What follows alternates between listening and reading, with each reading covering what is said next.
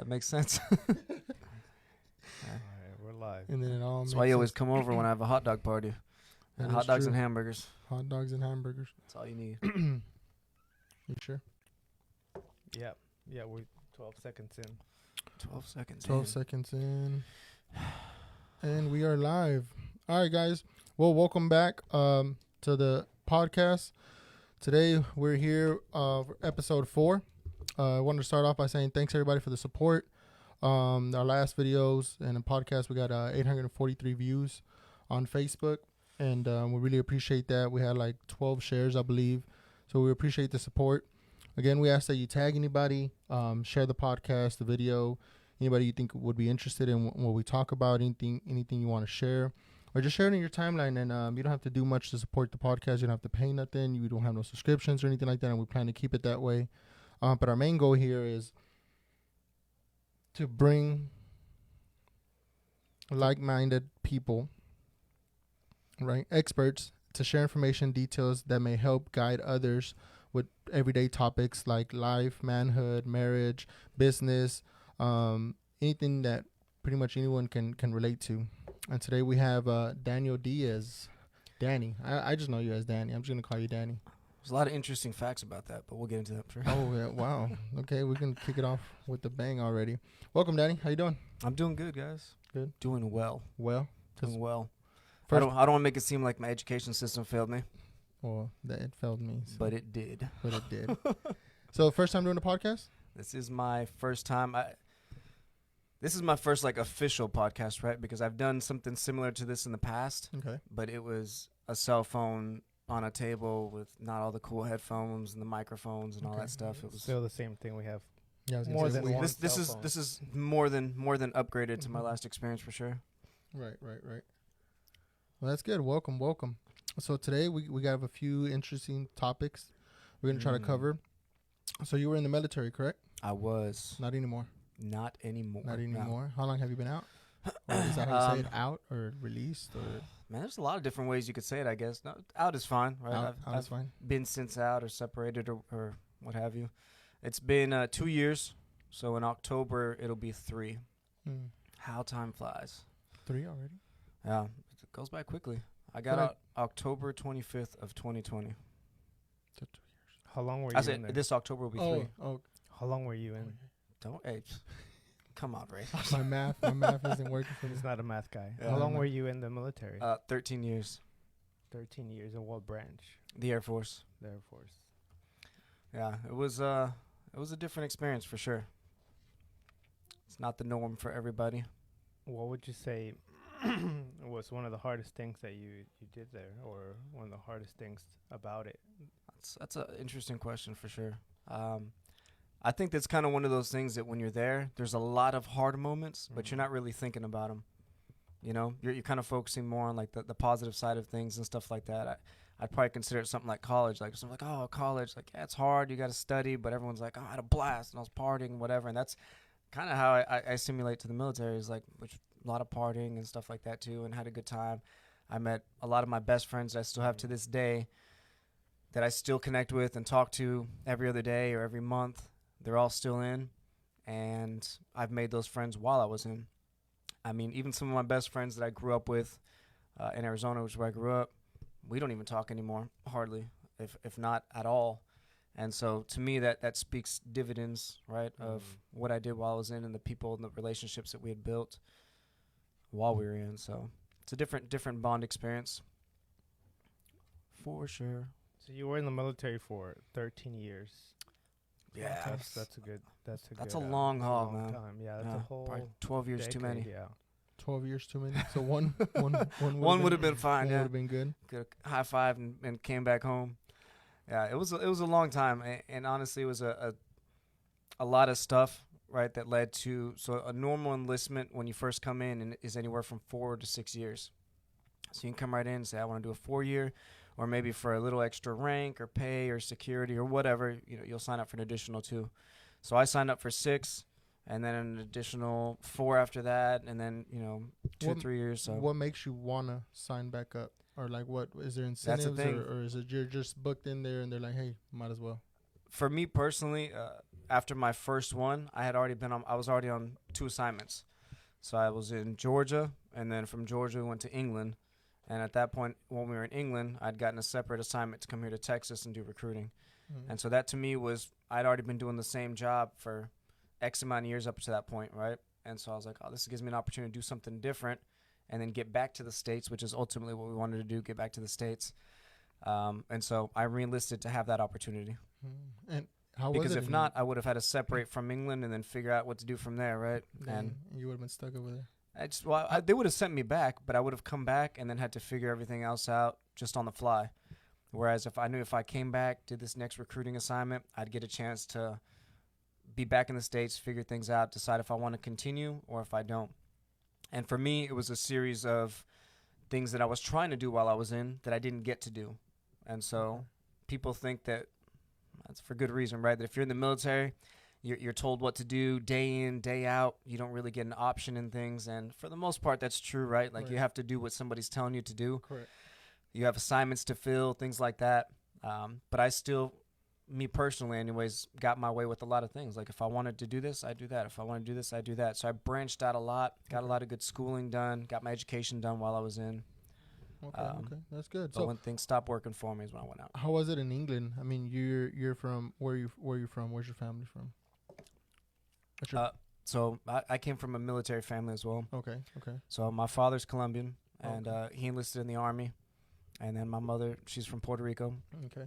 And so when her and my dad got together, they traveled all around and did that while he was in the Army. So I was born in Panama. And then from Panama, we just went all around. You know, my little brother was born in New Jersey. We were in Italy. And then from Italy, we went to Arizona. So you were kind of used to this. We had already been traveling. It was already a thing. So when you started doing it as an adolescent, 18? No. Adulthood. Because you went right after high school? Actually, I did a year of college first, and then I joined after that. So after that, you were kind of already used to this lifestyle, a few months, a few years here? Kind of. You'd think so, right? Because it was in my youth that we had done that, so I'm familiar with it. I have memories of it, but it wasn't so familiar at that point in time because when we'd moved to Arizona, I was 7 or 8, something like that. And then I spent the rest of my childhood there. Okay. I mean, we traveled a lot, but that was my spot. So I had already built roots there and stuff like that. I mean, I had friends, I had gym, I had church. Everything was already there. Okay. So to me, it was like, where'd you grow up? The longest place we had lived was Arizona. So that's where you. So to me, I associate myself with. I grew up in Arizona. Okay. And my dad was in the Army, and he did coincidentally the same amount of years, I believe. I think he did 13. Got out at 13, and then he retired in Arizona, which is how we ended up there. Oh, okay. But from there to England was totally different. You know, the Great Britain is dark all the time. It's just dark, gloomy, rainy.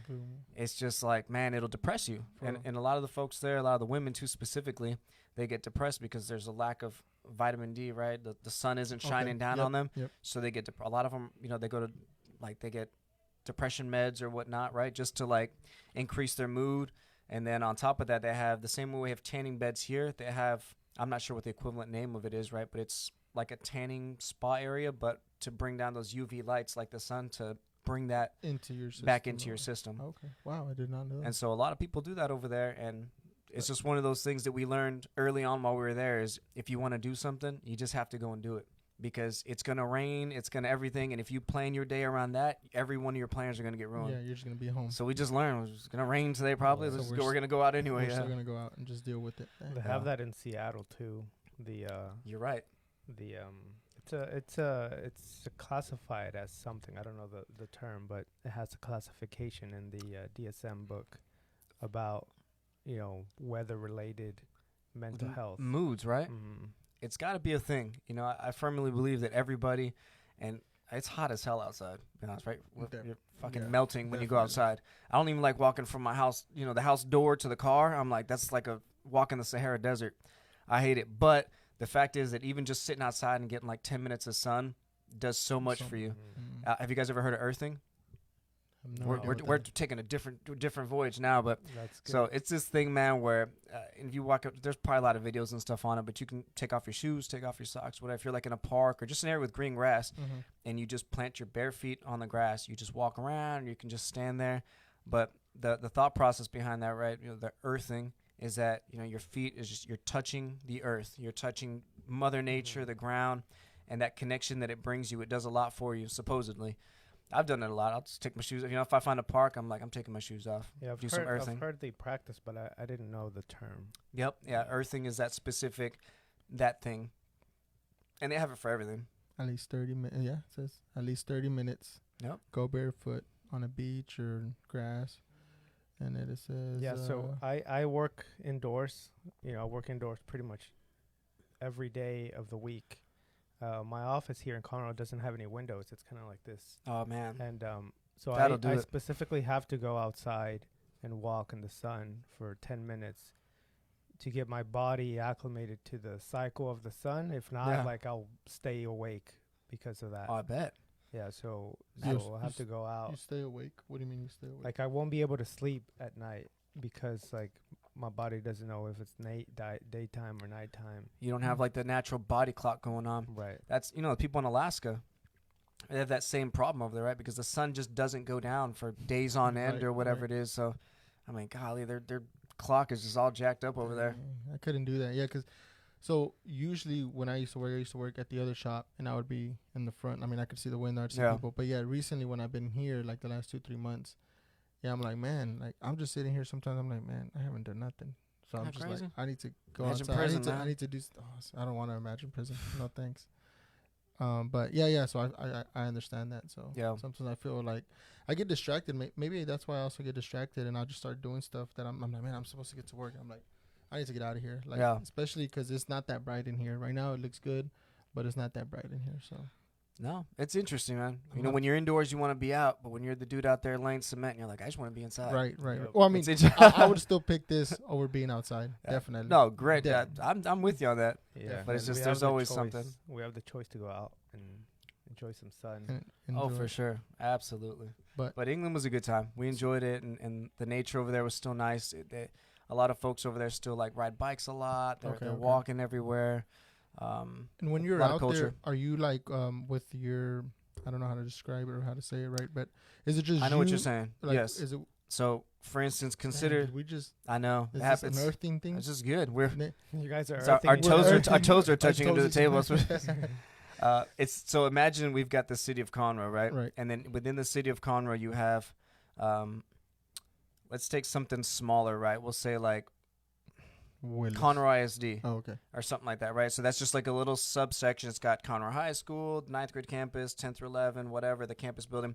That trifecta, that little area, if that were fenced off or whatever, that'd be the military base. Okay. So we live in Conroe, but we're within a separate facility inside Conroe. Okay. So in England, it was called Royal Air Force Base Lakenheath, and it was about an hour and 20 minutes from London, south, and like 30 minutes from Cambridge University. And so right there, we would live on the base. We had a house on the base. Coincidentally, that was better than any house we've ever lived, which for military housing, that's usually not the case. But it was like a 4-bedroom, 3-story, 3.5 bath. Oh, nice. I was like, oh, man, I was living the high life over there. You go. Yeah, it was really great. And so we lived on the base, the hospitals, everything we did was there. But we would just leave the gate, and then we're in the civilian populace. So we'd go over there, and there'd be a lot of pubs we'd go to, restaurants. We could go like punting and stuff like that on the little canoe things out on like Cambridge. Punting. Yeah, you get on like one of them canoe things with the big paddle. But the paddle, it's got like a stiff end to it, so you just hit it onto the ground and it sails you off away. And so you can do that around like the little canal that went around Cambridge University. Okay. And they'd show you where all the old princes went to school, and they do the whole. Is there a time that you're supposed to be back? Like, hey, whoever leaves the base, you need to be back by 9, or is it just kind of like go and come? So everything's based off of rank usually. So, the single guys or people that are restricted to like living in a dormitory and stuff, they try to keep an eye on them more than everybody else, right? Okay. But normally if you're married and stuff like that, or if you live on your own and whatnot, you're good to go as long as you're not coming back drunk or whatever. Right. And you had your whole family with you? I did, yeah. My son was actually born there. Oh, wow. Okay. So he's a half Brit. So I was going on my way to San Antonio, and they have that Air Force base there. That's right. Lackland Air Force Base. And they have schools for them as well there, right? Correct. And me and my wife were like, do they have schools for military? Do they have their whole family there? Like that's what we were thinking. It's so crazy that I'm so privy to being around people that know so much about it that when people don't, I'm just like, wow, I'm surprised myself. But honestly, it's a fully functional city. So we've got our own banks, the Burger Kings, McDonald's, whatever's. There's a lot of these bases that have like macaroni grill inside the base. Mini malls. And who works there? Everybody people from the base, or just people from the base. community? So every branch, too, being branch specific, has their own jobs, right? We'll say the Air Force in general. You could really say that every job, or 90% of the jobs, your whole purpose is to put a pilot in a plane to go and do cool things, right? So whether you're a dentist, medical assistant, you're the gate guard, you're whatever job it is that you have, your job revolves around that same focused making sure idea. His teeth are good, so Right. when he gets on the plane and he goes. That's it. Now, granted, it Right, branches out from there. We see everybody, but that's the main idea, right? It's Okay, like this is our mission, right? Same thing for the Navy, the Army. They all have their own mission. So we've got everything. It's fully functional. Schools, elementary schools, high schools. We've got literally everything that you could use there to be able to carry on with life. How do you think your kids liked it? Or because now they're home. No, It's been yeah. 2 years. They're home now. They're one spot.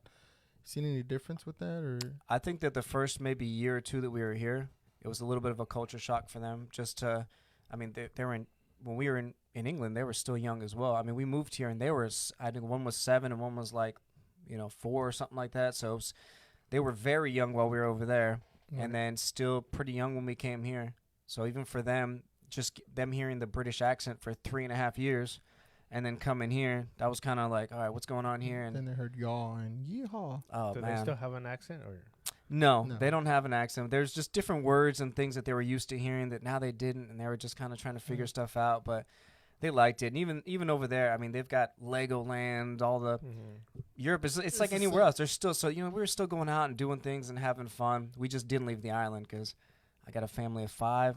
Tickets are like $1,200 to go anywhere. I was like, I'm good. A 15-hour flight. Right. I was like, we're just gonna stay right here. It'll be fine. We'll stay here. Yeah. And you know what? I noticed that because I used to travel for work, and it's nothing compared to another country. But when I would go to, I went to Baltimore, I went to Colorado, I went to different, and I realized that it's almost all the same thing, right? So you still have your McDonald's. It's just the same. The difference is in the background, there's a few mountains. The scenery. And then, some of them, like Baltimore, I was there 4 days, and it was kind of gloomy, but it was also cold at the time. Yep. But yeah, I guess it's almost the same, like you said over there. You still have your macaroni grill. You have everything. Everything's the same. Everyone is so dead strong on where they grew up. It's my city, my whatever. I'm like, man, it's all the same. There's stuff everywhere. Yeah. It's the same. There's very few things that'll separate. Like obviously the coastal regions. If you got a beach, that's an obvious separation for people that don't. But everyone has their thing. Like even people at the beach, it's like, man, I just want to go climb a mountain. Well, they can't do that. And then people in the mountain, they're like, hey, I just want to be at the beach. Yeah, it's catch-22 wherever you're at. That's true. Well, that's good. So you've been back here in Texas. So you were still in the branch when you moved to Texas, and you just finally. Yeah. So when we got here in 2014, and I was here on a recruiting assignment. So I recruited right here in Conroe, right off of 105 behind the Whataburger there. Okay. I did 3 years there just as a regular recruiter. So what is a recruiter? What does that mean? So I would. What's your job? I would recruit all the civilians out here between 17 to 39 years old to join the Air Force. So still, you can still join after 30s? 39, up to 39. So I can go right now. You go right now. Yeah, I'm 38 and a half. And there'd be a surprising amount of people that would do it. I gained a newfound respect for a lot of people as they grow older and the decisions that they make. Because where I'm making that, before I'm 20 years old, there's people that are 25, 27, 28. I've still got friends now that, in that age are still joining. And so it really makes you think, whatever reason you're doing it, whatever purpose you have for that, it's interesting. Right. You know what I mean? So that's the main thing is I would recruit people within that age group to fill whatever various jobs we had available. So are you going out to look for the people? Or are they coming to you? Are you like giving out flyers like, hey, join, you're going to go to England? I had a way different experience than other recruiters. I could say that. And it sounds like we're being cocky, but the fact is, it's our time to shine, right? There you go. Come on. The Air Force, in my opinion, right, is what you would consider to be up top. I'm not saying the other branches are bad because I've got friends and family and all the other branches, and it's fine. But the fact is that people aren't necessarily lined up, to go join the Army or to join other branches and stuff like that. So for us, it wasn't difficult. People more likely would come in, and it would just be reaffirming things they've already seen or researched, and then I'd just put them in, and we'd go from there. Okay. Is that's there pretty much what went. like a prestigious rank to the Air Force? Like, is it like a higher level of like quality in some of their services, or some of the just being part of the Air Force? Is it like I would say we could look at it like colleges, right? We're gonna catch a lot of flack for this, but well, be careful because I have a Marine and a Navy guy outside. They're all fun. I get it. I just, some people they'll go to, Georgia Tech or Lone Star, and then some people get accepted to like Harvard and Yale, and that's kind of the difference, right? That we talk about is really it's a quality of life. For whatever reason, because I don't understand how the semantics of it all work, but for whatever reason, the Air Force has always just taken better care of their people. So when that comes to housing, when it comes to food, money expenditures on what they spend money for their people, and so when you are provided a higher quality of life, then that is kind of a place where you want to be more than everybody else, because as a Department of Defense as a whole, every branch of service gets paid the same. So if I'm an E1 in the Air Force, I'm getting paid as an E1 in the Army, as an E1 in the Marines. So everything is based off of rank and how much time you served. So we're all getting paid the same. So if we're all getting paid the same and just a few things are different, then it's going to come down to, well, do you want to live a better quality of life, or do you want to live a different quality of life? Makes sense. Yeah, that's what I've noticed with the people in the Air Force and Army and yeah. Marines. You could usually pick them out. You'd be like, this guy right here, I bet you did this. Like, it's just, sometimes you can just tell. And that's nothing harping against anybody, right? Because there's different requirements for everybody. Right. As far as testing goes and physical requirements and stuff like that. It's different for everybody. And I honestly was going to join the Army when I first came upon enlistment because I didn't know any better. My dad was in the Army. My older brother was in the Army. And they both walked me right out. They're like, no, you're going to the Air Force. And so that's really probably the only reason I did. They knew. They knew they had been already in the system. Right. And that's kind of what I mean, is that everybody, to some degree, has something to say about the Air Force. Right. Like, oh, the Air Force this, the Air Force that. But they all, in the back of their mind, were like, man, I wish. I've seen you guys eating ribs over there. I know. I've seen you watch. In a 3-story house. Yeah. Big old house. With a macaroni grill. Right. It's just, it's everything. It's really everything. And I think we've talked about this maybe in the past too, but I had an opportunity to get all my college done while I was in too. Correct. Yep. I've got 3 college degrees, and I said was never in the plan for me. Never did I care about it.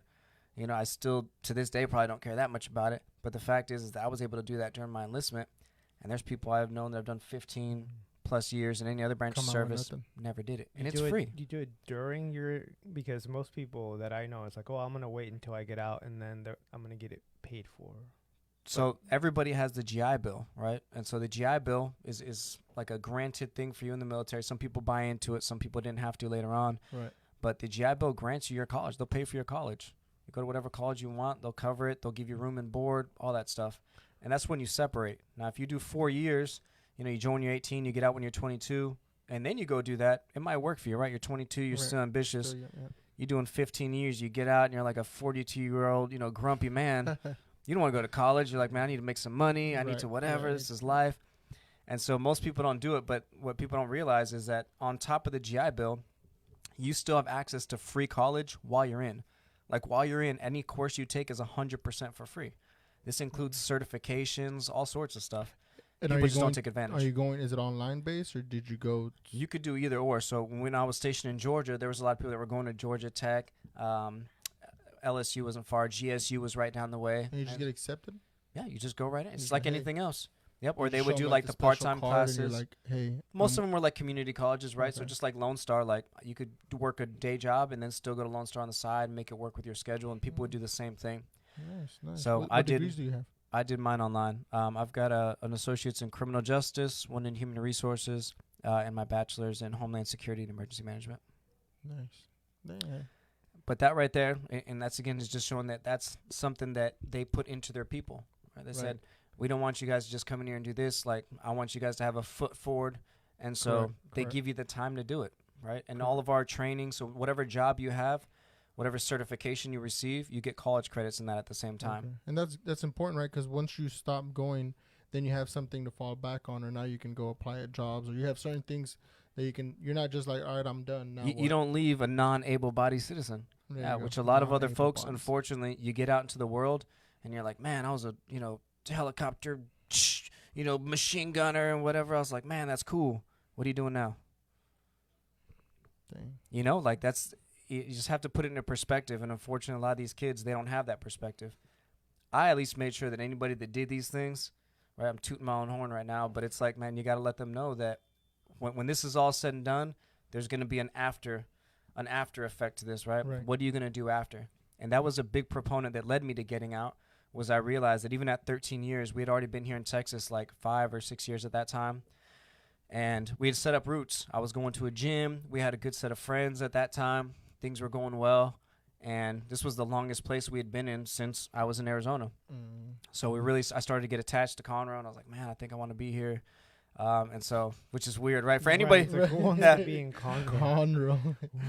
when I say it out loud, it sounds weird too. Right. But at the time. At the time, well, and granted, mean, it's grown a yeah, I was gonna lot. say It's grown a lot. But just in general, like going down the woodlands, being here, the lake, just, again, having a good group of friends, everything just kind of matched up where I was like, I think this is maybe where we want to try and stay. And so it was at that same time where I'm already thinking, like, I've got my degrees already. I've done this many years, and I could re-enlist, but we could go anywhere. I'm like, we enjoy Texas now. I could end up in North Dakota, or I could end up in Idaho or something. Be like, man, Alaska. this sucks. Or in Alaska. Anywhere, right? That And would then you're kind of like, well, this is what I got to do. Yeah. So I figured this was a way for us to control our own future and decide what we wanted to do. And also at the time I was, I'll be 36 this coming up weekend. So I was, 33, 34, something like that time when I'm making this decision. And all I could think of was like, man, I've still got another 7 years to go. Right. I'll be the 42-year-old that gets out. And even though I have degrees, I'm going to be a 42-year-old joining the workforce, going against these dudes that are 19, 20, have already gone to college, 4.0, Right. ready to go, right? These kids are ambitious. And all I know is how to get a paycheck every 2 weeks and do what I'm told.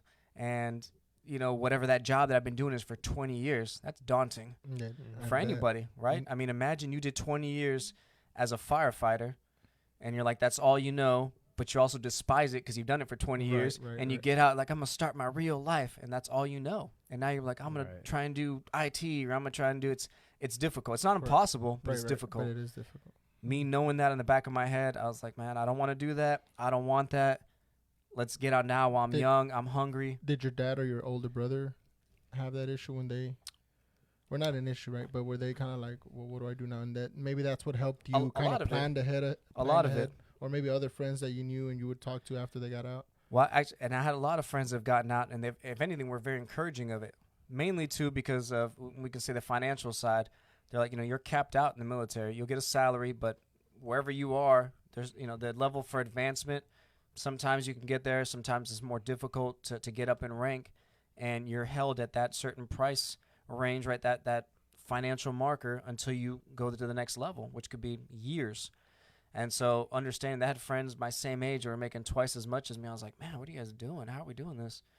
And again, it all ties together for me where I was like, I don't want to be an older man, not old, right? But I don't want to be older and then be struggling. Like, what am I going to do? Like, I've got 3 kids still. These kids are still in school. They're not cheap. Right. No, not at all. Anything, food, like things cost money. So I was trying to pave that way.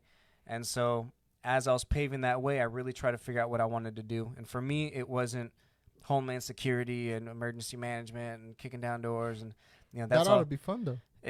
In my younger youth, it was fun. As I grew older, I wanted to calm down a lot more and do something else I felt I'd be better suited for. Right. And so I started to kind of look at some recruiting positions and decide if there were some options for me there. And then I fell upon real estate. We were talking to some friends and stuff at the time, and people thought I'd be well suited for it. And it turned out that I was. And so that's what led to that next chapter for me. And that's what you're doing now? That's what I currently do. That's what you currently do. Yeah. So when I met you, you weren't doing that. When did you meet me, Ray? Back in 1999. 1999. I did. So I've been doing it since I got out. Okay. So I got my real estate license a few months before I even separated. Okay. And then I sold my first house the month I got out. Because when I met you, I was chasing you down and finding out where you were at and going to your location so I can have these like triangle shaped things that had like stuff inside of them with We had already. rice. Yeah, I forgot about that journey. Yeah, yeah. Is that food? Yeah. It was Mexican food, I think. No, England so, food.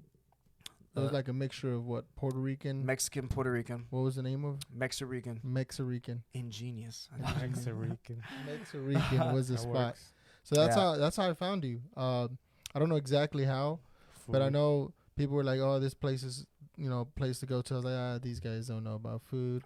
And then I went once, and they had this thing called Juicy Lucy, Oh yeah. The juicy loose. and I fell in love. So it was an interesting chapter for sure. How'd that get started? Why So that? that Why was a food? business, or that was It was a food truck.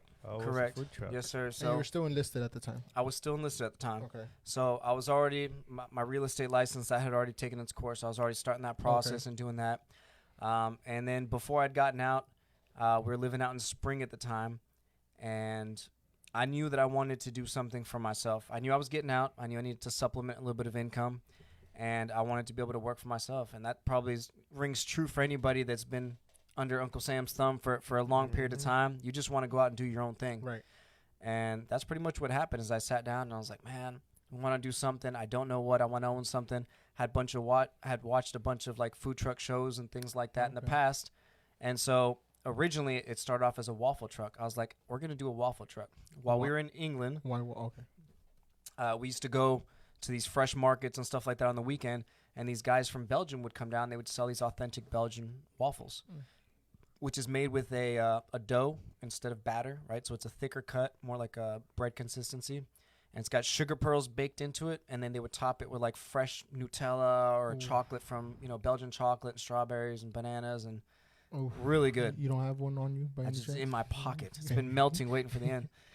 It's really, honestly, it was delicious. And so we figured out how to make them. I bought, a commercial-sized waffle maker, and I was like, we're going to do this. We're doing it. We're going 100 miles an hour. What'd the wife say when she was like, let's So, do it? Or was it like... When I say let's do it, this was a conversation I had with myself. Yeah, Okay. me telling me, like, let's fucking do it. And I high-fived myself. And so we'll get into the problems that caused, but I was like, I'm doing this. And so I was talking to one of my friends at the time, and I was like, we're going to go do this. So we went up to Houston, and we went out to, it was called the Food Trailer, the place that was making these at the time. Okay. And I walked in there, and I was just like, I want this. He's like, okay. I think within 30 minutes, shook hands, cash in hand. I was like, let's go.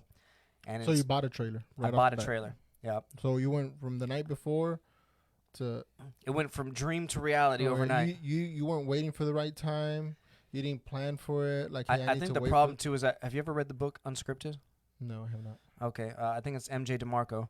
But if you read Unscripted, that book is pretty much about entrepreneurism, and it talks about somebody that has lived the 9 to 5. So they've done the day-to-day, and then they want to break the script, right? Leave the script. They want to break that mold of everyday life, like I'm going to work, I'm coming home, blah, blah, blah. And they start to realize that in life, right, you can pave your own path. You can do all these different things and break away from the system, the norm way of thinking that this is what we have to do. This is how it has to get done. So that book changed a lot for me. Okay. And it was that process that led to I'm just going to do this. And there's just never the right time. Right. It's like starting a diet or starting to work out. Like, there's never now. going to be the perfect time because there's always going to be a birthday party. There's always going to be a whatever. Right. Something will always ruin your plans. You just got to do it. So you thought about it. You looked at some videos. You got up and you went. Bought the trailer and then? And then I came back and I was like, we have a food trailer. Oh, wait. This is before. Yeah. So you're like, surprised? Yes, 100%. And then, I tried to spin it. I was like, it's fine. It's waffles. And your wife's Latina. Yeah. Okay. So there's problems with there for sure. Okay. And with that, I was like, it's just going to be waffles. In our thing, it's funny, 'cause we considered ourselves healthy at that point, back in my youth. And, we didn't eat fried foods as much anymore, right? And stuff like that. And so I was like, this is going to be waffles. It's sweet, but I was like, we don't have to fry anything. We got this and that. It'll be great. Let's do it. Right. So she bought into it. She's like, all right, let's go. And thus we started. And then one day, same thing. We've got so another friend of mine he bought a food truck same day. Came back, we're talking about it. And he's like, you know what? I think we were eating tacos or something that night, and he's like, "This is the best food we've had in a long time. Like, this is what you should be selling." Oh, you And made it at home. We made it at home, and that thought messed with me. So like, I stayed up at night because I was like, now it's like my brain was going in a different direction. I'm like, we're doing waffles, and now I was like, but wait a minute, well, they like this kind of food, and so I was brain fucked. I was like, I don't know what to do. I stayed up all night. I was like, now we got to do this. And so overnight again, it was like, now we're doing all this savory food. Right. Now it's Mexican. We're doing this, and that. And so it changed the game plan completely. And now we are frying food. And now we're doing all this other stuff. So this is where I lost some of her buy-in. She's like, wait a minute. This is not what you presented me with. Right. But before you knew it, I think within like 2 weeks of having it, we had our first event. And we just crushed it. We just kept going after that. Wow. And in a matter of probably 30 to 60 days, we had over 1,500 followers on social media. And it just grew. And so it grew to a degree that we didn't expect. And so that's kind of where things got a little wishy-washy. But the reality is that I got my real estate license. I sold a house. So I had already made that transition. We're like, all right, this is going to be my job now. Right.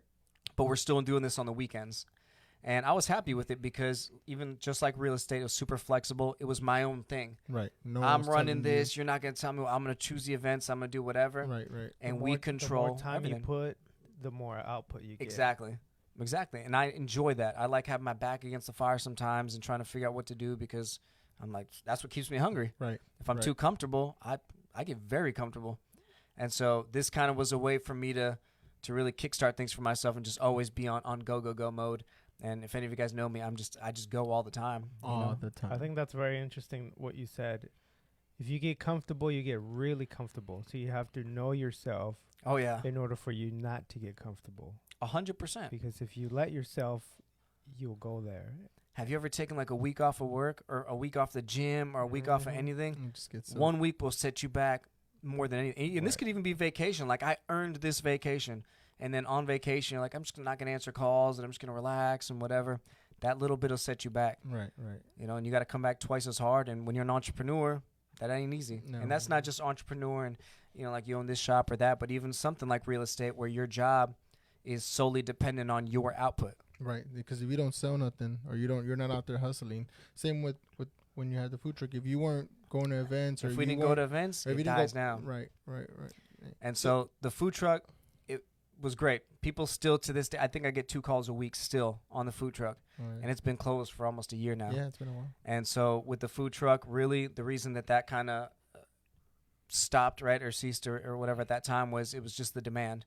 So it went from we're just going to do it on Fridays. It'll be fun. We got the kids involved and stuff like that. We're hanging out with our friends. We're making food for everybody. It's fun. And it went from that to there. We're like, we want you Friday, Saturday, Sunday. You know what? Now we want you Tuesday, Thursday, Wednesday. And that who's telling you all this? Just it's customers, just, right? So our clientele base was it was through social media, through text message. It started to grow, and it grew at a rate that we didn't expect or anticipate, and we weren't ready for it because in our mind it was always like we just want to do it this day. It'll be fun, a little extra income. It's good for everybody, the family. It'll be fun, and it turned to that into that the demand grew so high, and we couldn't supply that for them because we never wanted it to be. Did it start feeling like a job almost, or like a? I just think it was the obligation of it all. So we wanted 1 day a week. They wanted more. And as we couldn't provide, I felt like a guilt sense of obligation. Like, man, like I want to do it for my, you get that. And especially as a when you work hard and you're a hustler, like that's just, you want to do it. Right. You don't want to say no. Right. And so that can be a good thing or it could be to your own detriment. And so for me as a person, it's to my own detriment because I'll always say yes. And then when that causes problems later, be like, why'd you say yes? Right. Well, just because I don't want to say no. So why not keep it at a day? Or it was just overall. It was the demand of it all. The demand of it all was still high. It was still high. It still took a lot of effort. At that time, my wife was already working too. And so we were kind of doing both things. She was trying to find another job. And it just got more difficult to still pay attention to this while doing that. Right. And at another point in time, I had just started another job. I'm doing real estate now, and I'm putting everything into that. And because real estate was still your goal. That was always my goal. That was always the goal. Yeah. Because I do remember one time you told me you would even spend probably the day before you even opened up, the whole day almost prepping and buying and this and doing everything. Yeah. And it's even during the week. Like it was a long process. And a big part to that was, and I'm not saying that other trucks aren't the same way, even though they're not, right? is that... the food was all made in-house. There was nothing outsourced. There wasn't a single thing that was like, oh, I bought these, whatever, from everything was made there. Okay. So with everything being done in-house, everything made from scratch, everything being produced that way, that makes it more arduous. Correct. It takes more time to prepare for that, to make it good. And had we outsourced things, it'd have been different. It would probably taste different. You probably lost. We some of didn't the want that. quality. We didn't want that. We wanted it to stay authentic. Yeah, I will say it tasted really, really good. Yeah. And I think that's ultimately your downfall, because it's not scalable. Like, it's not That's what it scalable is. to do something super high craftsmanship. Like, you go out to all these fast food restaurants, it's like Exactly. they're everywhere for a reason, because they have their logistics down, they have their HR down, they have all their stuff down. While a very unique, very chic food truck is only able to scale within what they have. Correct. It takes more time. It takes more effort. And that kind of adds to the whole, like we're talking about the obligation. It was a lot. And to keep it true to what it was a lot. It took a lot. And there's a lot of restaurants in the area, too, that are just like that. They're like, man, we want to keep it. They don't want to be into the fusion thing. They don't want to modernize and change things. And I think that's fine. But it is, for sure, harder to not adapt to certain things. Correct. And I can respect that, because I feel like a lot of people, when they start having that success, they probably start to climb. So maybe somebody else would be like, hey, now it's time to get a storefront.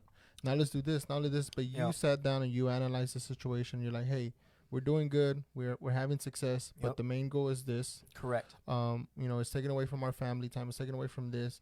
And our priority which is has this. always been more important. So money wasn't what was moving you, which sometimes I feel like a lot of people make that mistake. And I'll call it a mistake, where it's like, I'm having success. Now let's open 2. Now let's open 3. Now let's go in here. We have to continue to grow. Correct. So, like, for instance, a few weeks back, I had a message and they were asking me, hey, I'm about to open this. I want to take my business into a location. And once I told them, hey, okay, that's cool. You're having success. But once you get a building, now you have rent. It's obligation. Now you have, employees. Now you're adding all these other features that's probably not going to be the same, and it's probably going to bring the cost of whatever it is. It's going to cut into your profit. It's going to cut into your profits, and then, wow, I didn't realize that. I'm like, yeah. So you got to analyze it, but that's awesome that you were able to, like, you know what, our goal is still this. We're having success. It was a lot. We're gonna make Rey mad, but we're still gonna shut it down. And that was still. We'll say my wife had a big part to play in that, because she had the foresight to see that when I didn't. Because again, I have a very, very straightforward mentality. I'm always going, and so for me, it was hard to let go. Not because of the fame, the glory, like, man, everyone loves it, which still intrinsically makes you feel good, because you enjoy being able to provide something that people like. Right. But it didn't. The matchup at the end of the day, like I said, it was never the goal. The goal for us was always like, we're having fun with this, and we did till the end. But we're having fun with this. We want it to be like this. Because you went ahead and you even got a spot. We had a spot.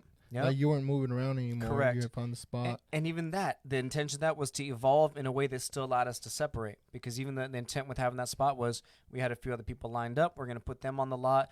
We can contract or hire somebody else to run our truck, and it can still be alive, still do its thing, and we get to still step away.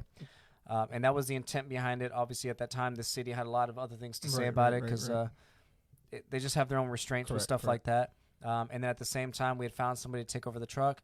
They couldn't even handle the demand of it. Right, and that's not anything bad to say about them. It's tough for anybody. Yeah, but those little hurdles was like, we want to keep this alive because people enjoy it. We like that people can still do this. We just weren't able to find the right people to do it. And so for us, it was just better, instead of holding on to it, it was like, well, let's just cut it loose. Gotta let it go. And we'll go on from there, because we've got other goals. Right. And that's where we're at right now, and that's so you what's driving us. Start doing real estate. How's that going? It's going well. That to me has been it's one of those things that drives me the most, I think. Because for somebody that recruited for so many years, almost 5-6 years that I did recruitment, this gives me that, it's not salesy, right? I wouldn't consider it salesy, but it gives me a chance to still be in front of people, to help them, and still provide a service. How's that feeling when you have helped a couple that's been trying to get a? Oh, it's fun. I love it. I love the flexibility of the job. So just like anything else, I'm not having a 9 to 5 myself. I create my own schedule. Even with my own schedule, I'm still pretty strict with it. Sometimes I like to leave at this time, and I like to try and be home by this time.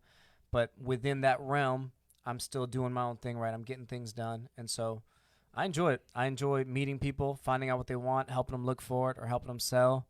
It's a different feeling, It really is. It's different than anything else. And it's fun to learn about because real estate is super diverse. It's not just, oh, we're buying, selling. There's so much to it. There's a lot of terminology and there's a lot of things. You know, there's loopholes to everything. Mm-hmm. Always. For everything, there's a loophole. Always. And same thing in real estate. And sometimes when you can find that loophole for somebody, whoo. Yep. Yeah. Yep. Get them that house. That's awesome. So, have you tried any other new projects? You got anything else? Any other side hustles have you done after Mexican? Yep. Rest in peace. That I miss so much. So I've also been lost. I'm lost. Lost. I've been lost. We found you. I've been Earthing and lost. launching a like a lawn care company as well. Okay. It's called Luxury Green Lawns, and so my broker's Lucky Money Real Estate. That's the brokerage that I work with out in the Woodlands. And so with Luxury Green Lawns, what I was doing with that, my intent behind that was, and it started around September, October of last year. How'd that happen? What were you watching? Or was it a? Man, this is interesting. I was showing a house. So I was showing a house out in, I think it was Grangerland or somewhere in that area. There's houses in Grangerland? They've got a whole community they're building over there. Actually, Wow. I did see that off of 3083 or something like that. 3083 and 1484. Right, like past that elementary school or something Yep, like that's that. right. That Grangerland Elementary is right there. It's It's getting full everywhere. it's weird because you think Grangerland. I drove to Grangerland just yesterday. I was like, what are we doing here? right. Just didn't make nothing about it felt right. I was like, we got to get out of here. But then when you think about it, it makes sense. It makes sense. But we're Because running out of it's out space. of everywhere. It's out of anywhere. And nice community out there, no traffic. That's what people want. Exactly. They're building off of 242 close to 59 as well. They're building a bunch of housing communities over there, which, I mean, you go down 242 far enough, like, so you'll hit 59. Right. That's still a little drive. Yeah, it is That's a a drive. hike. And especially on those lanes, they're so narrow and sometimes traffic builds up. But they're building a lot of homes over there. So it's legit. I forgot what question You were just at asked me. Grangerland You're Grangerland for your lost it business. all. for luxury. Oh, yeah. your So I was, luxury. I was showing a house over there, and we were actually in the office talking to the guy that works sales over there, right? Because for new construction, even though you're a real estate agent, you still talk to the sales guy, and you go through all that stuff. So we're in there talking, and through the window, he's talking to the guy, and I'm just kind of looking around because I don't have a part to play in that at this Right. point. I'm looking out the window, and I see these two Mexican dudes outside with some spray pumps. How do you know they were Mexican? That was very racist to me. Yeah, Hispanics. We'll say Hispanic. But you can say that. The Browns. Like, they were short, they were brown. That little There's hat. a lot of indicators. There's a lot of indicators. And as a recruiting And they person, you had, probably Monterrey. you Yeah. can I've done a lot of. tell. Well, actually, no. Yeah, we had a guy from Monterrey in our second show, and he was real pale. Really? Yes. So anyway, so you saw two male Hispanics. Two male Hispanics, and they had these backpack things or whatever and spray pumps, and they were spraying the grass. And at first I thought it was like pest control. I was like, fertilizer or something. something like that. Uh-huh. They were painting it green. And I was blown away, just like anything else, man. I get stuck on something, and I'm like, oh, my God. I went to bed that night, and I couldn't sleep. I was like, there it is. True story. I don't know if I got a call or I got a message or what. He's like, hey, Ray, check this out, man. It's like all over the place. And you Oh, were man. stuck on it. When I get fired up, like, it's dangerous. And so if I can't sleep, it's a problem. I could not sleep. And I woke up the next day. Next thing you know, I'm at Harbor Freight. I'm buying these pumps. And that was it. I'm on it. Yeah, I remember. And I was so, like, oh, what are I'm you going to doing do, this. Danny? And he's like, no, man, I ordered it already. It's already on its way. It's coming. I went here. I bought that. I was like, I'm all about it. And so So the thing what was is it's a grass dye. And so you mix it with water, and what it does is it stains your grass green. And so it'll last up to 12 weeks, and you just spray it on. It's non-toxic, so it doesn't harm pets, kids, anybody. Dries in 24 hours, and then it's good. It'll make your lawn look perfect. And so the guy that was doing it, shout out to him, is Alonzo Lawn Services out in Houston. He had like 50,000 followers on TikTok. And I was blown away at that too. I was like, man, this dude's just painting grass. And then I started researching and realized there's nothing like that in North Houston. And so that was when I was like, next day, I was like, I'm doing this. And I went and I got it. I started watching a lot of his videos and kind of following his instructionals and stuff. And I went out and I just started doing it. And I think within the first like 2 or 3 months, I mean, I'd done probably like 18 lawns or something. wow. And that's just me by myself out there. Wife would go help me with some of those. And each time I did it, I'd get better and better. And then, I mean, next year I got 3, 4, 5 pumps and doing the whole 9. And so that, for me, for the winter, was a cool transition because I'd wanted to get into lawn care, but I wasn't sure which method I wanted to take. And this was like a new thing. There was this Very new new. niche that wasn't there, and people were still drawing to it because in Texas, right, when it's winter, your grass goes dormant and Right. it turns, dirt hay color, and then that's it. It just stays like that. Even right now, it's like all I was burnt. gonna There's a say- lot of them that I was is gonna say burnt. gas is booming right now. So real quick, I want to stop you right there Yeah. and ask you. So I like the fact that you got an idea and you just went for it again. You didn't stop. You didn't like, oh, it's not the right time next week. Let me wait for this. You know what? Let me talk to 10 people. Let me talk to a consultant. Let me talk to a CPA. You know, you're like, I have an idea, and you just researched it. And I feel like that right now we're in the age where you can just look up stuff on YouTube, TikTok, wherever you want to look, whatever you want to do or whatever idea you have. You can really just zone in, get a laptop or your phone. You don't even need much. A phone and start Googling and start learning and learning. And that's what you did. Oh, yeah. And you said you did 18 in the first... Like 2 months. 2 months. And not numbers, but you saw a profit, I'm guessing. Yeah. You saw a profit, and it was like, good. It carried us through the winter time for like that specific thing that we were doing there. And by carrying, you mean, you know, took care of your bills, took care of what you need to do. Well, like just for stuff, you know, I had goals, right? Like I Right. wanted to try it for here and then see if it was a conversion of something that I could do in the summer. So for that bill of time, it worked. I was like, wow, it brought back profit, right? We're in good standings. My overhead was super low because I bought the pumps. I took care of them. I didn't have to buy new ones. And then the product, I already had the product and I mix it with water. So really it was just self-care and let's go. And with that, it worked really well for me. And then I wanted to see if, like I said, then I maybe in the summer launch it to now we're turning it to now we're cutting grass and then start adding. Just kind of start to add from there. And so I've got a few people that I have in a partnership with that we can start doing that. And that's the next phase now is determining if we're going to just start moving into the lawn care now and then doing both. Because even not too long ago, I painted another lawn not long ago. And it was the same thing. It's still summertime, but it was burnt. Yeah. Same thing. You know, in the winter, it dies. And in the summer, nobody wants to water it. You don't even want to go outside. Right. So...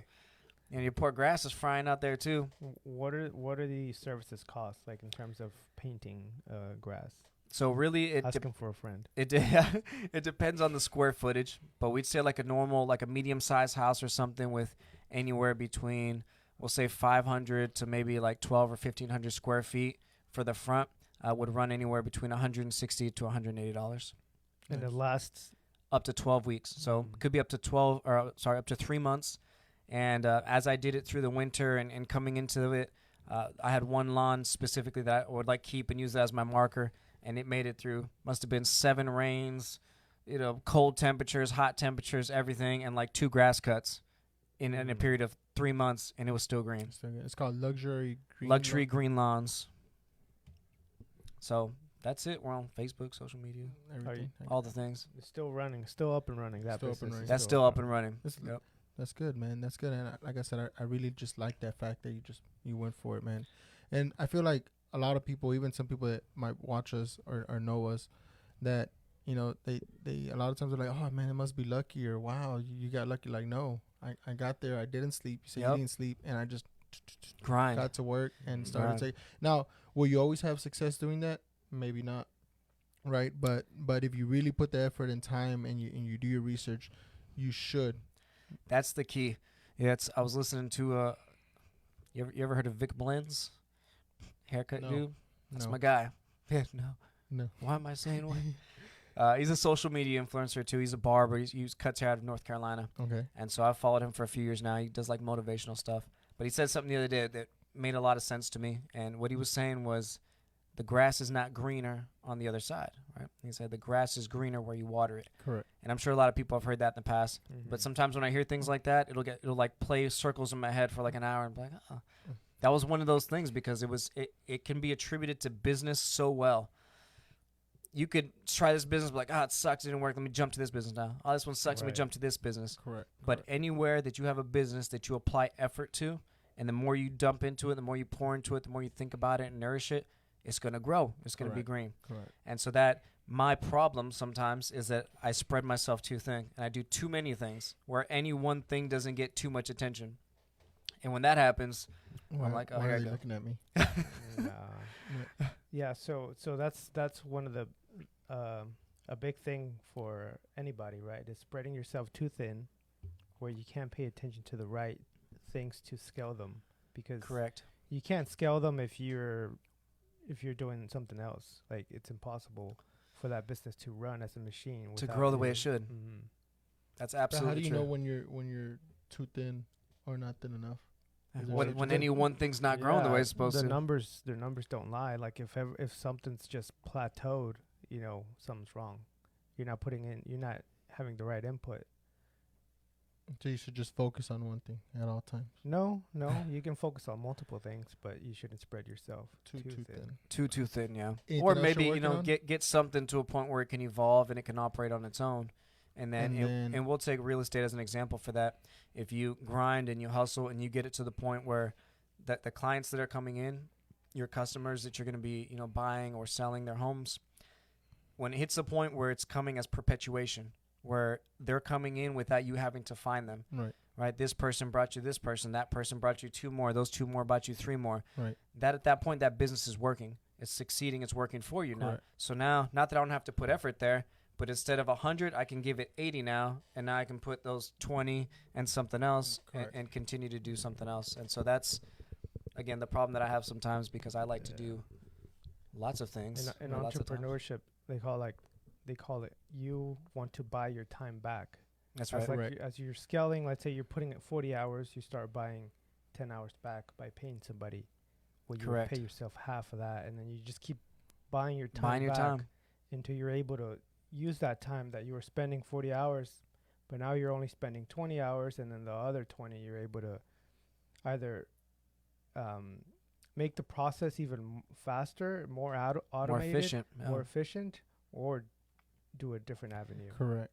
Not everyone has the patience for that, though. Yeah, so that's me. So for instance, like I feel like now where I am in my business, it's like I've built it to a certain point where, I mean, I am also in the retail business, so it is a little bit different, but I've done it to the point where I can have somebody there and I can start focusing on other things. But I will say at times, my anxiety kicks in, right? So I look at the sales and I'm like, what the heck?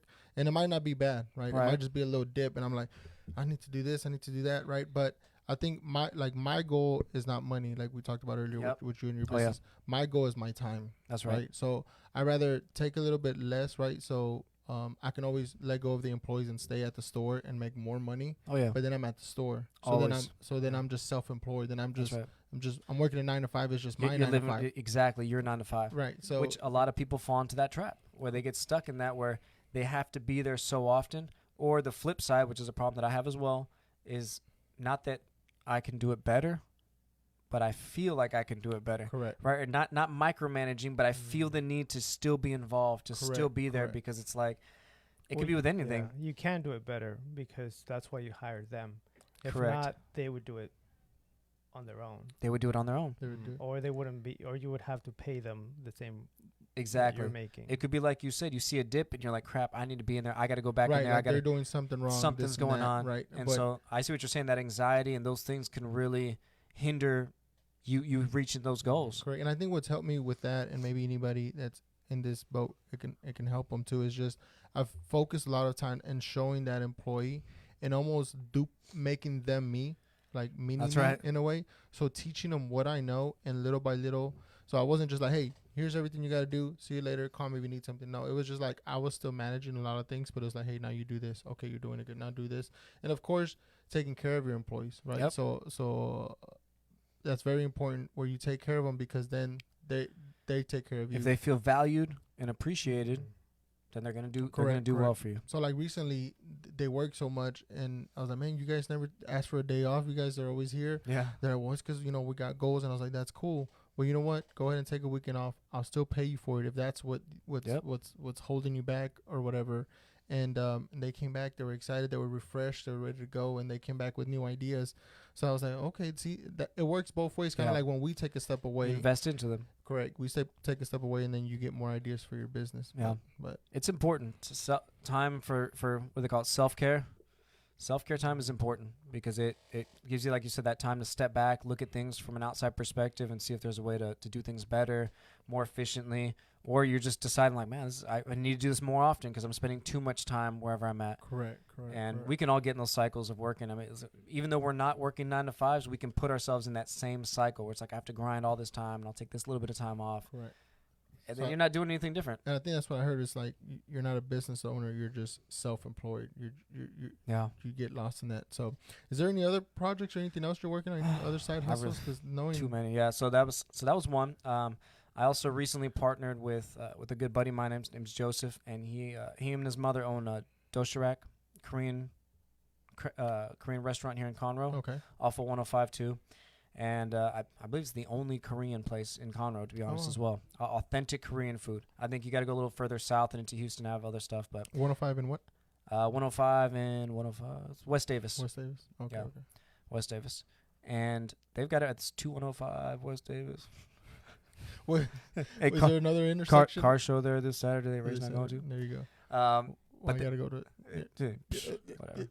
They've got everything there, and so him and his mother, great people. She's been running that restaurant. He came down from Montana to help her run it as well, and he's huge into the car scene.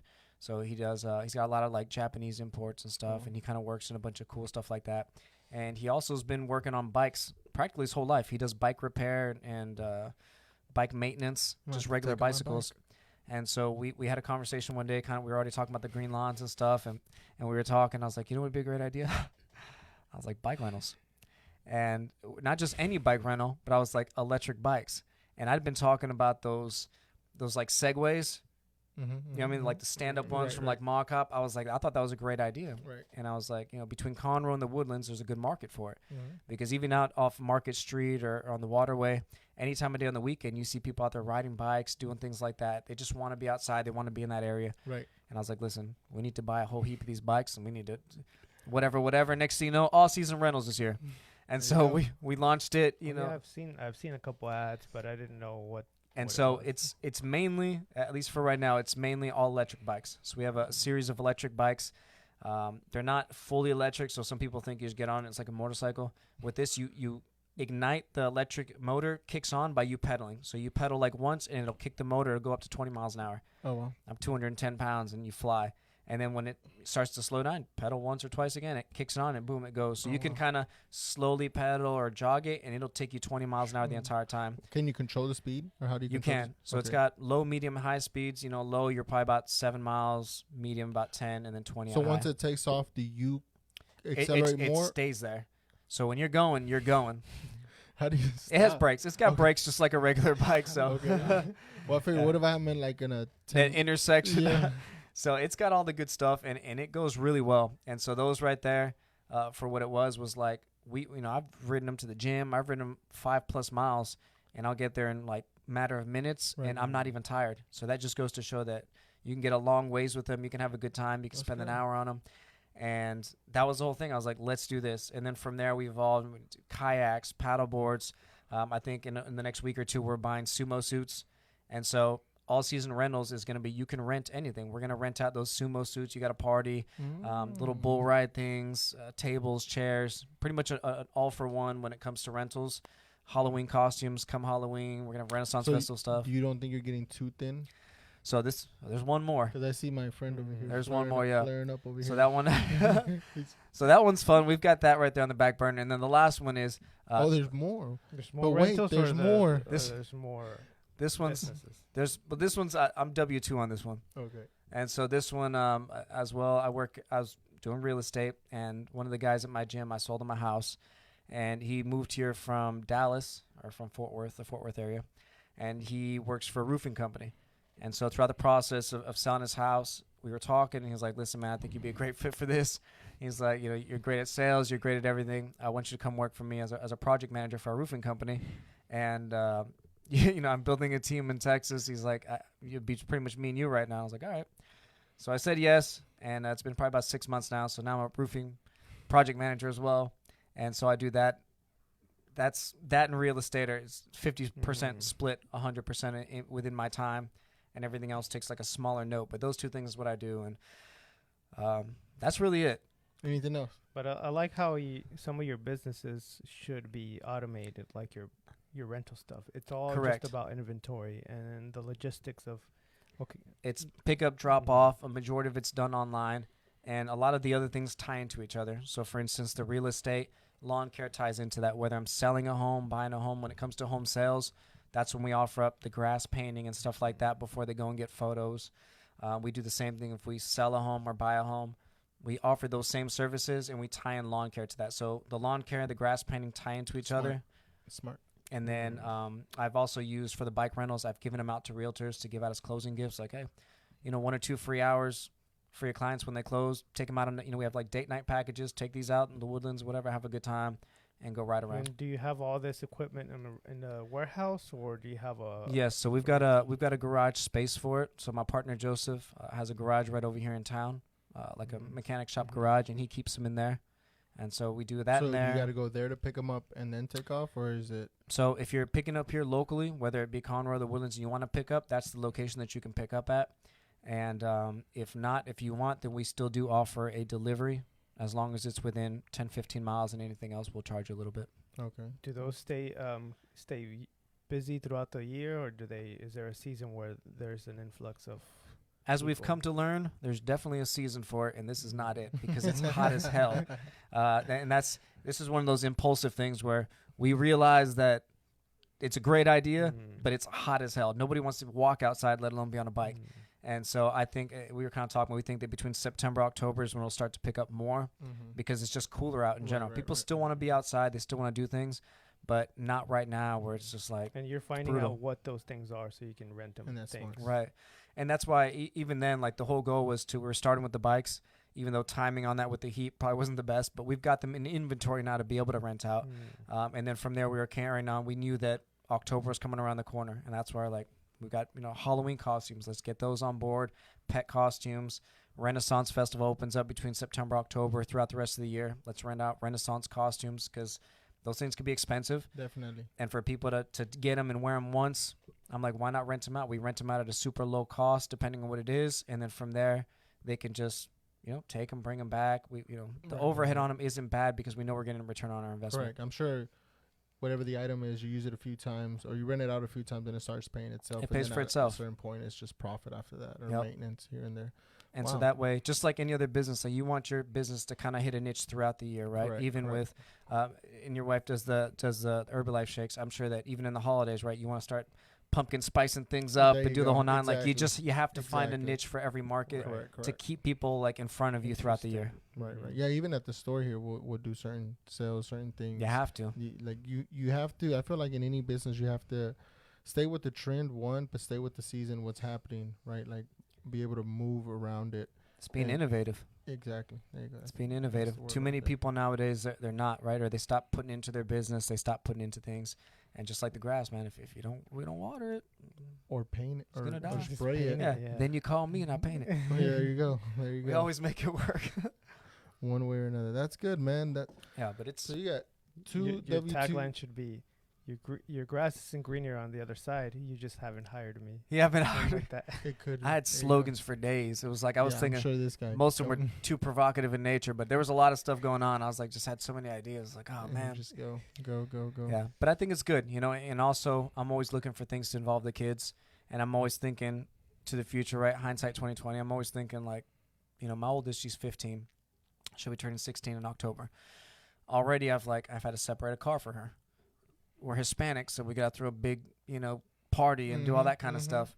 So already I'm allocating funds and doing things necessary for that and preparing for that. And at the same time, having those conversations with them that's like, listen, what do you want to do? Do you want to go to college and waste daddy's money? Because that's not going to happen. So what are we doing next? Right? And granted, they still have the GI Bill. So for my kids, I got my degrees while I was in. This is the kicker. So now they get to use the GI Bill because it was untouched.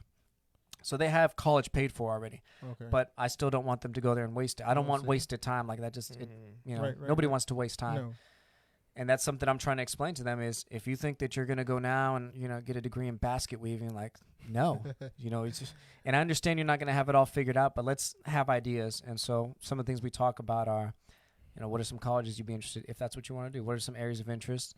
If that's not it, maybe it's retail. Who would you like to work for? Right? What would be some things you'd be interested in doing? And then lastly, we talk about entrepreneurship.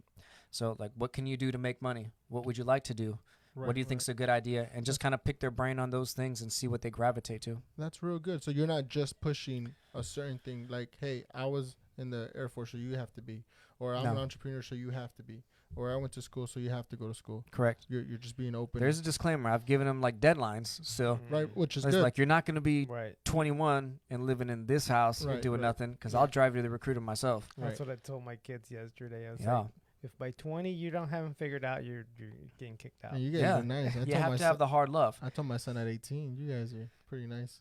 You got to, 18 man. is hard. No, I told at 18 you got to figure it out. You got to be homie. doing something. You got Yeah. you You got to figure it out. You Like cannot graduate from high school and then be hanging out on the couch. correct, Right. definitely. You know, definitely. you're not even allowed to be 10-year-olds in my house and laying on the couch like that Correct. because you make me angry. Like, what are you doing? Correct. Get up, go do something, Right, scrub the right. floors. And I think that's something that I feel sometimes people get away from it, or we start building. You know, we're probably better off than our parents were, and then a lot of people feel like, okay, well, I know what it's like, so I want you to relax because at Yep. 10 years old I was doing this, so I want you to relax. But I feel like you have to take that into consideration. Like the fact that I was working at this point made me probably who I am now, Correct. or the fact that I was actually doing things, not just sitting there, because is what made me. Everyone's upbringing, I think, has a big part to play in this stuff because for sure you can tell the genre of people that when they're raising these kids, right, in their teens, like you said, they're like, don't worry about it, this and that, or they already have the understanding that you're going to go to college. You're probably going to go to this college. You're going to do this, this, and that, and there's nothing wrong with that. Right. I don't advocate for it specifically because I have strong feelings against it based off of numbers and things that I've seen in my life, so it's super opinionated and biased on my end. Right. But when I look at it, I think, okay, a lot of the kids that graduate from college, even locally, right? We'll take Sam Houston State, we'll take Texas A&M, things like that. 60% of them don't get a job in the degree that they graduated in. Correct. That's a big Correct. number, That is very right? big. And the reason it's 60 is because the other 40 they don't finish.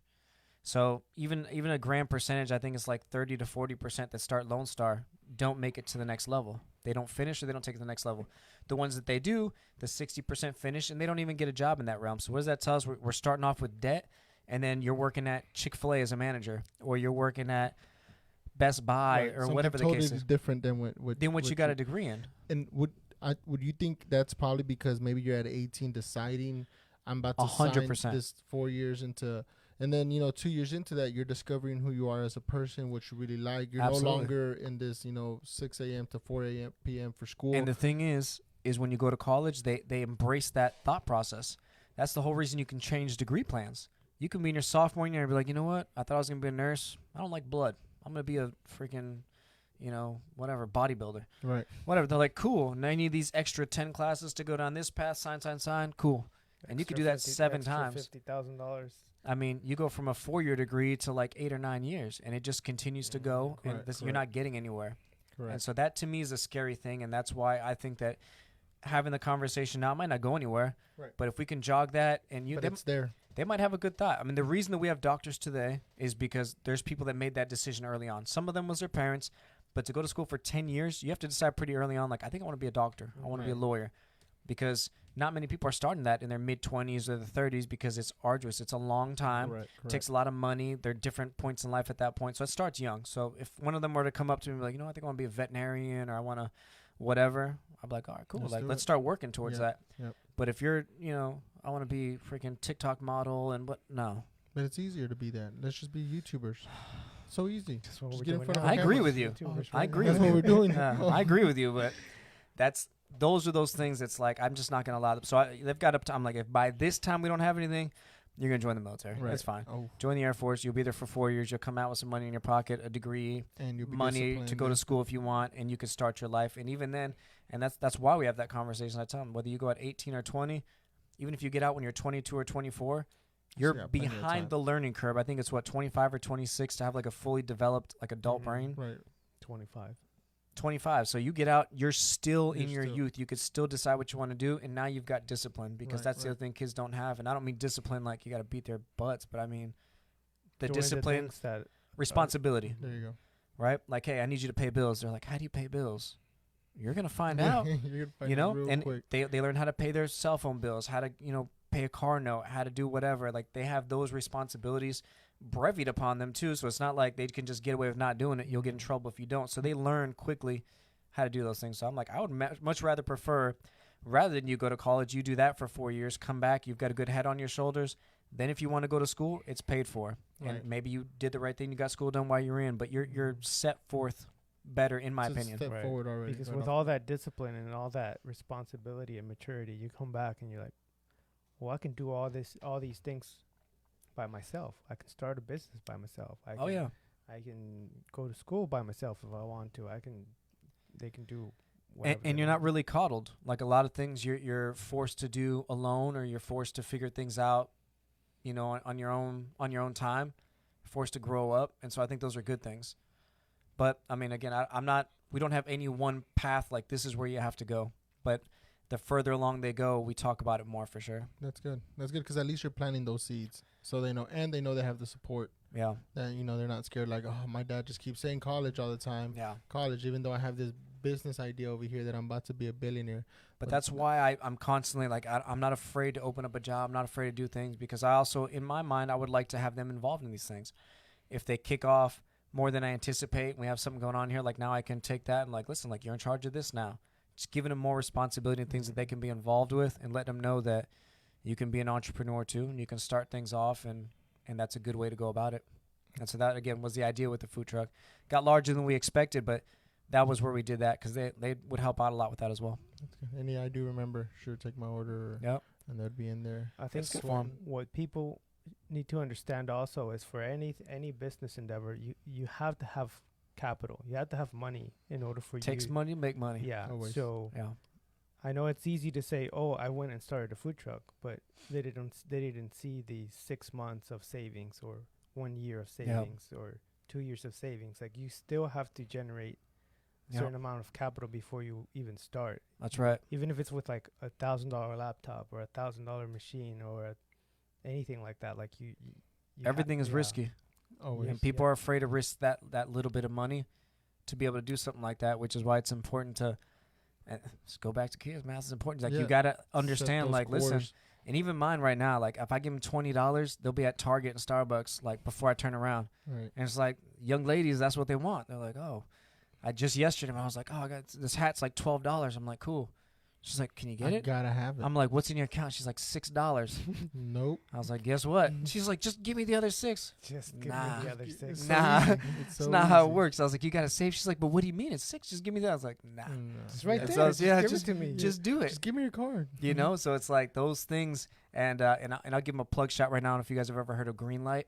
Yes. Okay, so we signed them up for that a few months back, and that is actually, and for children or anybody that have kids, that's a great platform for them to start learning how to utilize money and finances, because it gives us an opportunity to give them like a weekly allowance if we want, you know, $20 or whatever per child, and it links to your bank account, so you can just easily switch it over. It's not like something else, and they can have the app on their phone. They can see how much money they have. They can manage it. Anytime the card gets swiped, it gives you an alert to your phone, and also it gives them into investing. So you can give them a separate like $5 allowance every month, and there's a separate investment portfolio section on there where they can start going to the stock market. They can start investing. Oh. They can set goals. I think the first day my daughter got one, it pinged me. It was like, goal, save money for apartment. I looked up, I was like, son of a, hey, Hey, you trying? hey, you listen here. Hey, what's going on here? You mother She's effer. like, you said by 20. Yeah, I was like, wow. You gotta start early. But, you know, but it's But cool to that's good. see what they do with that stuff, Right, because they right. can set their own goals and stuff, and you can monitor the whole thing. It's super efficient. So Correct. Yeah, I'll I've give heard them a about plug. it before. Yeah, it's I really didn't know they had efficient. the stock part of it, but Yeah, I did. it's super efficient. Correct. But that's good. And like a point to what he was saying was just having those funds available too. I feel a lot of times people just, because they want to be check by check, they are check by check, Yep. and they're like, well, it's because I'm not ready for that business. Well, make some Make some adjustments. You know, Yep. make some Sacrifice. struggles, sacrifice something. So when that opportunity comes, or you see this video on YouTube and then you don't sleep all night, so you can start it the Yep. next day, then you're ready. Because for there's that. nothing worse than not having the capital, right? Having a great idea and not being able to. Oh shit! It's the world. It's my world. Well, got that. So But, let's um, shut that's this out. that's it. That's There it is. there. No, But yeah, it's having that. So you know, even sometimes I've had people like, "Dang, Ray, you got lucky." I'm like, "Well, yeah, wasn't lucky when I had to make some sacrifices and not Yep. go here and not do that and not go buy this to be able to build some." You know, when I started, I didn't start with much, but and I look at some of my videos too. When I first opened, I had a 16th of the items that I have now. Like I had nothing, and I'm Yeah. just like, how did I open a store with just this amount? It's crazy. You know, and it's just like being ready for that, and to say with the kids, I do that with my son too. When he's like, "Oh, this news thing came out," and I'm like, "Okay, well, remember last time you spent it all? Yeah. Well, you should have said." You're right. So now he'll do it like, "Hey, Dad, I've been saving, but I still need like an extra $5. Okay, well, Yeah. what have you bought?" And then I'll not like see that he hasn't bought nothing. I'm like, "Okay, I do this 2-3 things, and Yep. then I got you. It's But no, huge. that's good. Yeah, we got to do that. Last thing I wanted to get into real quick is BJJ. Yeah. You do Brazilian jiu-jitsu. The jiu-jitsu, I do. What got you into that real quick? And So go ahead. I did martial arts my whole life already, and so I grew up doing taekwondo. And then when I joined the military, actually I was on the military taekwondo team, and so that was something that growing up, a lot of my friends that had joined the army actually joined on it was called the Armed Forces. The WCAT program, World Class Athlete Program. So every branch has that. Where technically, imagine going to college and playing baseball, right, or college football. Same thing for the military. They could recruit you specifically to play a sport or to do a sport while you're in. And so when I came in, I had tried out and I got recruited to be part of that program. And so I did Air Force Taekwondo for almost like 4 or 5 years or something like that. And so I'd travel around. I'd go to camps. I'd go to different fight offs and stuff like that. So I was heavily into martial arts way into my adulthood. And then when I moved here in 2014, they opened up a jiu-jitsu school that was literally right next door to my office. And so, coincidentally, I'm walking down to the Korean spot I was telling you about. I'd go there every other day or whatever and go get some pot stickers or something to eat, and I'd walk past that gym to do it. And so one day I'm walking by, and I'm just kind of looking inside. And I was kind of interested in it. I didn't really know much about it, but I just walked in. And once I saw what they were doing, I was just like, I got to try this out. Right. And I got hooked. So I started that same year. At this point in time, it was 2016. And now, how do you? Does it help you? Maybe like, is that your way to relieve steam, or is that a way to help you kind of just deal with everyday stress? We call it, a lot of people call it mental therapy. I mean, for sure, if you've got mental issues, go see a therapist. But for sure, I do think that it is a form of mental therapy, in that people find yoga therapeutic, right? I mean, I could paint a wall and it can be therapeutic. So that for me is the mental release it gives you, that you can focus on that while you're there, is huge. And so that for me is, I definitely deal with a lot of stuff in life in general, whether it be from the past or currently, and that is the biggest relief. You get on the mats, you start rolling around, and it's just like you don't think about anything else. Right. So it definitely has done a lot for me over the years, and I've met some of the coolest people in the sport as well. Yes, you meet a lot of cool people from all walks of life. Oh, yeah. I mean, from everywhere. I've dealt with people like, maybe if I would see them behind the branch and I'd be like, oh, but now I'm like, oh, this guy could be jiu-jitsu and this guy can be jiu-jitsu. It makes you rethink a bar fight after that. Right, yes. After like, you know what? I don't know if we really need to do this, because you really never know. You really don't. Some of the people you wouldn't suspect, you're like, oh, shit, this guy right here. Correct. And then I've been humbled a lot of times with people that are like a little smaller than me. Yeah. And I mean, I've only been doing it for about a year and a half, but I'd be like, oh, this guy, come on. Yeah. Come on. And then I'm like, my in a arm's bad about position. to be broken, and I'm like, holy moly, what the heck? I'm bigger, I'm stronger than you, and, so that's good. And do your kids do jiu-jitsu? They did for a while. They've kind of stepped away from it because they're wanting to get into more like school style sports now, like volleyball and things like that. Okay. And so I'm giving them the opportunity to do that. I think jiu-jitsu is great for any kid, and they should definitely stick with it. Mine want to do more of the school stuff now, and I can't take that away from them. I did the same thing, so it's not bad. But it's definitely been a huge propeller in my life for a lot of different things. And I know that when I first got out of the military too, like that was a big transition point for me. And having the gym and like that side of things for me was huge in that transition, because even in recruiting, it was still military related, but having the gym was like I was surrounded by civilians all day, and I was making civilian friends. I was doing all this sort of stuff, and so that helped it be not so difficult for me, because one of the biggest transition issues I had was I was used to being around military people all the time. Right. Like I said, my best friend went from Georgia, we were stationed together, to England, we were stationed together, came back here, and we still see each other twice a year. Even to this, the guy Kevin. that I met, Kevin. Yeah, Yep. Even to this day, we still see each other. At least once or twice a year, we still go. Either I go there, he comes here, and so it's been like that for the entire time we've been enlisted.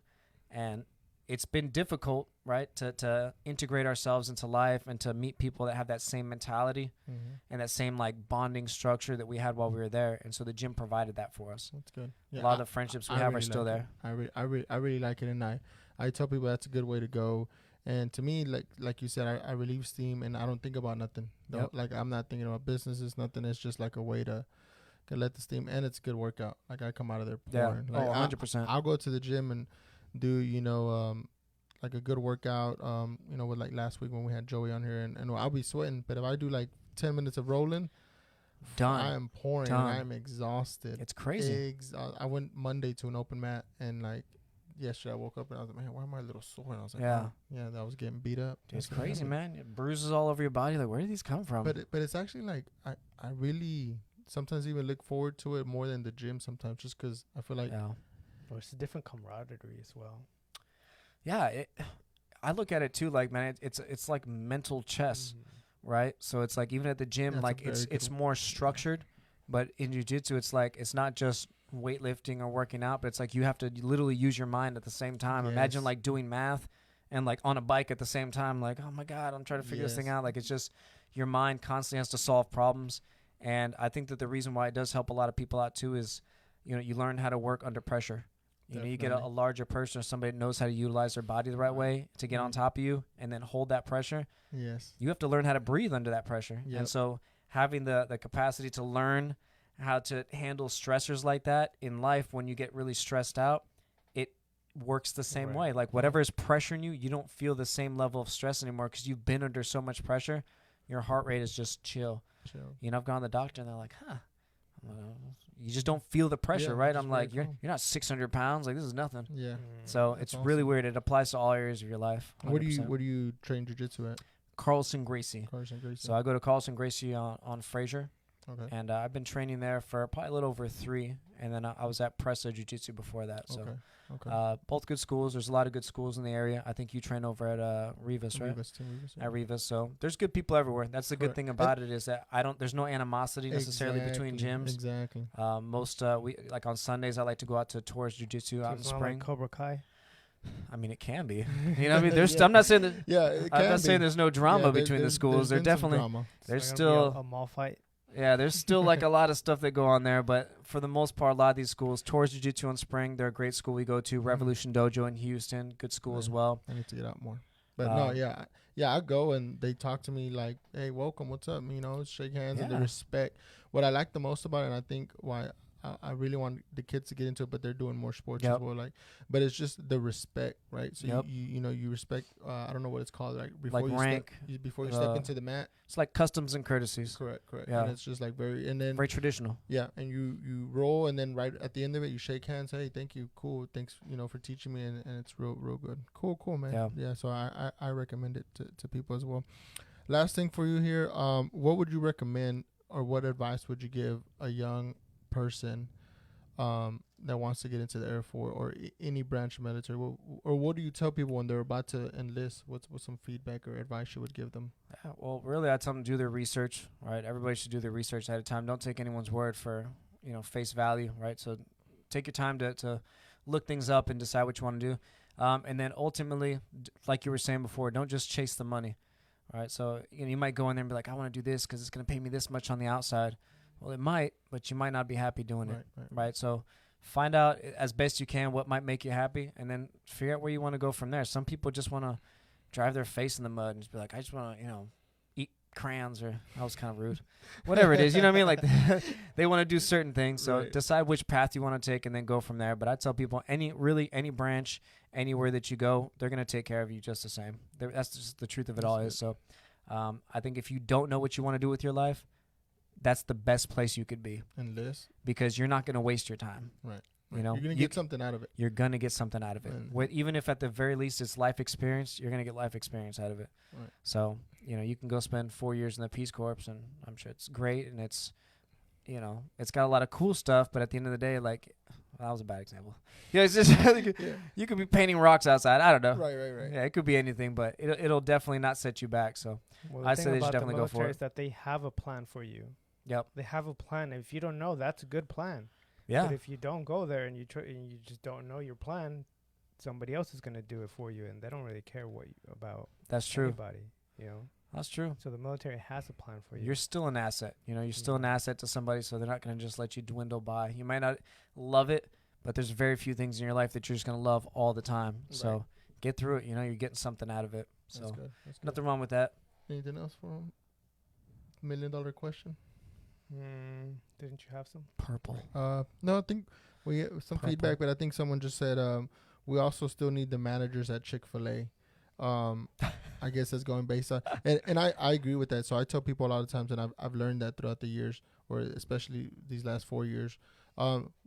We still, I tell people, well, Ray, they'll tell me, Ray, not everybody thinks like that. Not everybody's gonna get up at 5 a.m. Not everybody's gonna sit there. And I'm like, and that's fine, and that's cool, because we still need people at McDonald's. We still need people at the restaurants. We still need people at certain businesses, right? And that's okay. And even if it's just that transition where you know, maybe you're 18 to 25 and you're working those jobs, like, there's nothing wrong with it. And I don't ever talk down on people. I try to guide people, and I try to give them advice, like, hey, do something for yourself. Like, hey, you know, talking to you, I've noticed that you can do this, or you're passionate about this, but you're just stuck at this job because you're waiting for the right time. And if you're there, that's fine. We need people that are committed to some of these jobs. 100%. So whatever job you have, I've got friends there, like, they're bartenders. They've done that forever. They love it. They want nothing more.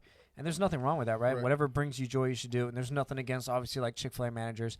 And the reason we bring that up, right, is because, again, you could be going to college for 4 years or plus, get a degree after putting yourself in debt in accounting, and then be a Chick-fil-A manager. Right. That's where I see the disconnect, right? If you started from the ground up, or life hit you hard or whatever, and then you end up there, man, by all means, right? We do need those people. Yeah. But if you went there for a plan and you didn't get what you wanted out of that plan, that's where I see the problem. There's a problem with the system. Is the reason that we brought that about. Yes. Is that the system itself isn't always meant to bring people success, and it's bringing them into debt, and so you're kind of starting off already backtracking. Yes. And nobody wants to do that. Correct. Because I went to college and I got into debt, but I accepted. I'm like, hey, I tried it. Yeah. I didn't like it. I noticed it wasn't for me, and I was out. And if it's for you, it's for you, and that's fine. It's because it's a path that most people, you know, when they're young, for me, it's putting them there. It was for me. I went to school. I paid it off. I'm working in the field that I work in.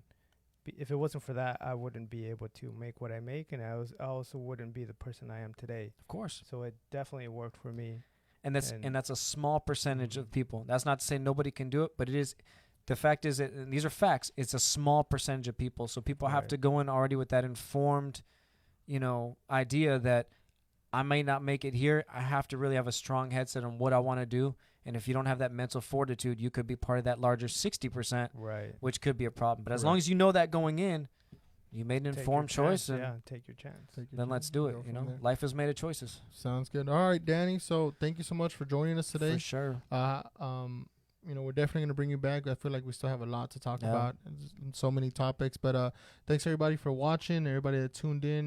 Thank you guys for still supporting the cast. We're 4 episodes in. We still have a lot of ideas. If you have anybody, Danny, or anybody out there has anybody that would like to come in here, show some, share some information with everybody, would really appreciate it. Again, please, everything's free here. We don't charge for nothing. We don't ask for nothing. We ask that you just tag somebody, share the love, share the support, and we're out. Any other words, Danny? That's it, guys. Lucky Money Real Estate. If you guys are looking to buy, sell, hit me up. Let me know what's good. Go to Dosharak Korean for your good foods over there. And I appreciate you guys having us out. Yes, sir. Thank you so much. Hit me up if you need a roof. Or a bike. Or a bike. Or tacos. Or your grass. Or some tacos. Say Crest White Strips.